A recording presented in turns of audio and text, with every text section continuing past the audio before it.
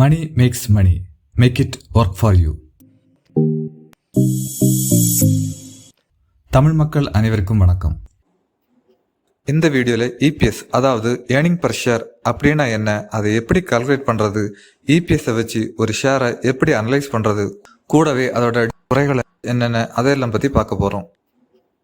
இப்போது 2 கம்பெனி இருக்குது, company A and company B. Company A ஒரு வருஷத்தில் 2 லட்ச ரூபாய் லாபத்தை கொடுக்குறாங்க. அதே மாதிரி கம்பெனி பி ஒரு வருஷத்தில் 3 லட்ச ரூபாய் லாபத்தை கொடுக்குறாங்க. இப்போ இந்த 2 கம்பெனியில் எது அதிக லாபத்தை கொடுக்குது?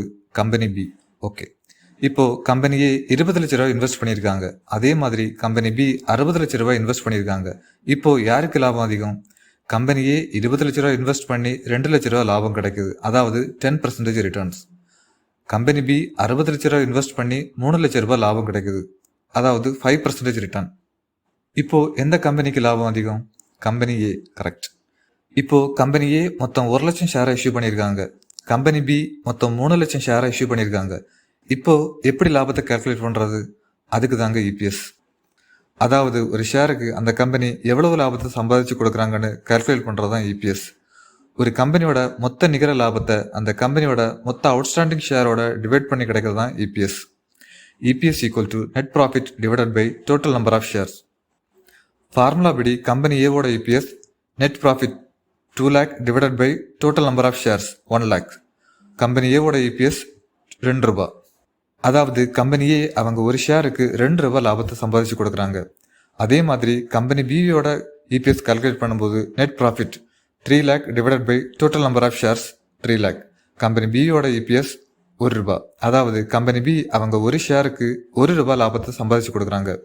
இந்த 2 கம்பெனியில் கம்பெனி ஏ தான் அதிகமாக லாபத்தை சம்பாதிச்சு கொடுக்குறது. எந்த கம்பெனியோட இபிஎஸ் அதிகமாக இருக்கோ அந்த கம்பெனி அதிகமாக ப்ராஃபிட் ஏர்ன் பண்ணுறாங்கன்னு அர்த்தம். அதுக்காக வரும் இபிஎஸ்ஸை மட்டும் பார்த்துட்டு ஷேரை வாங்கக்கூடாது. ஷேர் வாங்கும்போது இபிஎஸ்ஸையும் ஒரு பெராமீட்டராக கன்சிடர் பண்ணணும், அவ்வளவுதான்.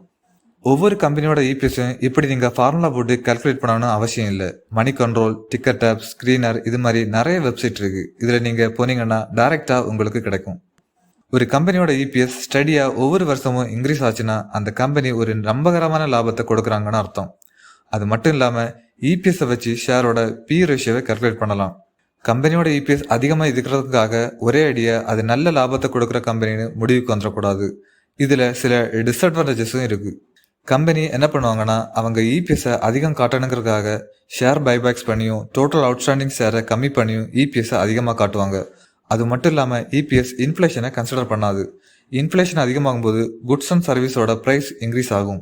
இது இபிஎஸ் வேல்யூவை மிஸ்லீடிங் பண்ண சான்சஸ் இருக்கு. கூடவே இபிஎஸ் கால்குலேட் பண்ணும்போது கம்பெனியோட கேஷ் ஃப்ளோவை கன்சிடர் பண்ண மாட்டாங்க. கம்பெனி அவங்க கேஷை எப்படி கையாளுறாங்கன்னு நமக்கு தெரியாது. இதனால சில சமயம் கம்பெனியோட இபிஎஸ் அதிகமாக இருந்தாலும் கம்பெனியோட ஃபினான்ஷியல் ஹெல்த் எப்படி இருக்குன்னு நம்மளால் அக்யூரேட்டாக கணிக்க முடியாது. கடைசியாக நீங்கள் ஒரு கம்பெனியில் இன்வெஸ்ட் பண்ண போறீங்கன்னா வரும் இபிஎஸ் அதிகமாக இருக்கான்னு மட்டும் பார்க்காம கூடவே B ratio, book value, growth rate, இது போல உள்ள ஃபினான்ஷியல் பேராமீட்டரை பார்த்துட்டு அப்புறம் ஷேர் வாங்குங்க. எங்ககிட்ட சப்ஸ்கிரைபராக இருங்க. நன்றி. இபிஎஸ் சம்பாதிக்கும் திறன்.